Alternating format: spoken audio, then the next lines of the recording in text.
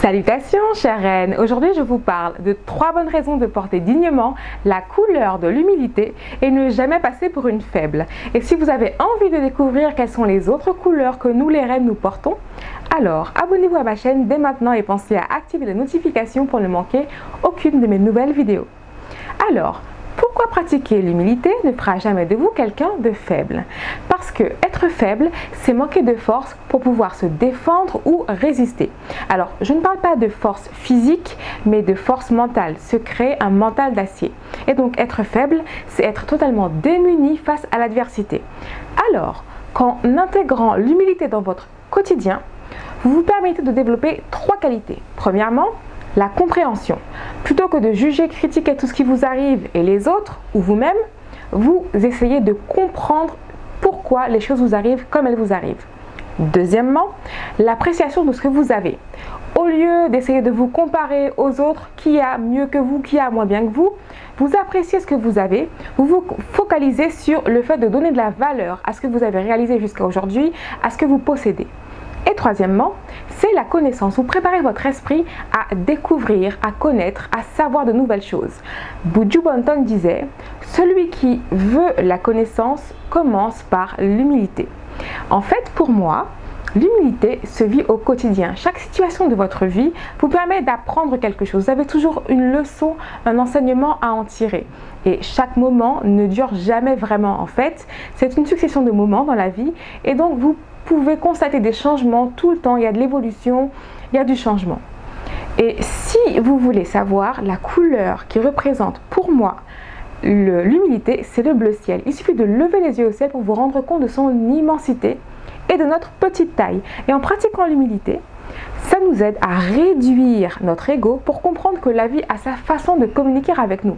Alors, la vie, Dieu, l'univers, le hasard, quelles que soient vos croyances religieuses, si vous refusez de voir vos limites, vos propres insuffisances, vous risquez d'être dans le déni et vous ne pourrez pas les connaître pour pouvoir en apprendre, en tirer quelque chose et justement transformer ces faiblesses en force pour vous aider à vous construire une vie, une destinée sur mesure. Vous créez une vie de reine commence par le fait que vous vous connaissiez, que vous connaissiez vos faiblesses pour justement les transformer en force. Et sachez quelque chose, c'est qu'il y a une notion d'équilibre dans la vie. On n'est jamais tout le temps au top. On a aussi des jours sans. On ne va jamais tout savoir. Il y a toujours quelque chose qu'on peut apprendre. Et nous, ce qu'on sait, ce qu'on comprend, notre façon de voir les choses, notre vision du monde n'est pas la seule et unique. Il y a des gens qui pensent différemment que nous. Pour autant, on n'est pas meilleur qu'eux ou ils ne sont pas meilleurs que nous. L'idée, c'est de comprendre que l'humilité, en l'intégrant dans votre façon de penser, vous permet de prendre du recul sur votre bien-être. Vous vous rendez compte que vous avez un certain contrôle sur ce qui est important pour vous, sur votre sérénité. Et d'ailleurs, le fait de nier que vous avez des faiblesses ne va pas vous aider à vous sentir forte. Au contraire, j'ai une amie qui a tendance à croire que en reconnaissant qu'elle est assez impulsive et que des fois elle a des propos déplacés, c'est pas grave, c'est comme ça qu'elle est, qu'il suffit de l'accepter. Sauf que moi, ce que j'ai envie de lui dire, c'est qu'au contraire, il y a des choses qu'on peut mettre sous notre contrôle, comme notre façon de réagir à certaines situations, à certaines paroles. Et cette façon de réagir, de se réapproprier comment on réagit, c'est déjà faire preuve d'humilité. Parce qu'on se rend compte qu'on a le pouvoir sur quelque chose quand on considère que c'est vraiment un problème qui peut être réglé. On ne peut pas tout régler, mais une reine en couleur a conscience de sa valeur, elle a conscience aussi de ses propres limites. Et ces limites, une fois qu'elle en a conscience, elle peut les dépasser. Et l'idée, c'est ça. Quand vous avez conscience d'un petit défaut ou d'un petit problème que vous avez à régler, petit ou grand d'ailleurs, personne ne peut vous le renvoyer à la face, on va dire, et vous faire vous sentir mal parce que vous savez déjà que vous avez quelque chose à travailler, vous avez conscience de tout ce qui vous caractérise, vos forces et vos faiblesses.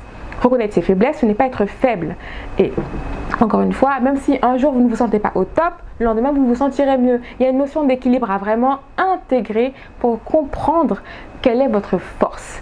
Et justement, je remets dans la description de cette vidéo le guide d'auto-observation qui va vous aider à vous découvrir ou vous redécouvrir à travers les émotions qui motivent vos comportements ou vos réactions.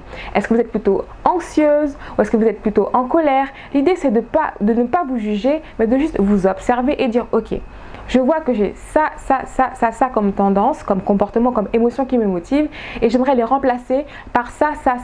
Donc l'idée c'est que une fois que vous avez conscience de ce qu'il y a à l'intérieur de vous, de ce que vous voulez changer à l'intérieur de vous et que tout commence par vous, vous arriverez à comprendre que ces premiers changements que vous ferez à l'intérieur pourront ensuite rayonner à l'extérieur dans votre vie. J'espère que cette vidéo va vous aider, en tout cas qu'elle vous a plu. Si c'est le cas, mettez-moi un petit pouce et pensez à vous abonner à ma chaîne. À très bientôt.